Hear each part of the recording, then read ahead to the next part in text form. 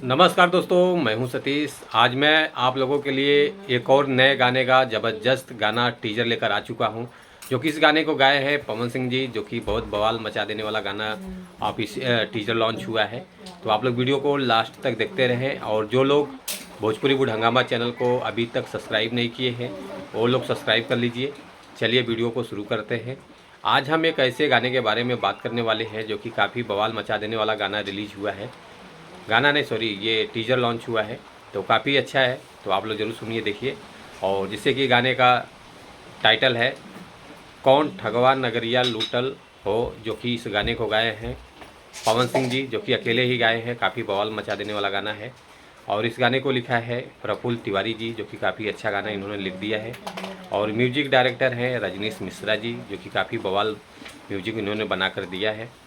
और काफ़ी super duper hit गाना है, जिससे कि लग रहा है सुपर डुपर हिट गाना होने वाला है।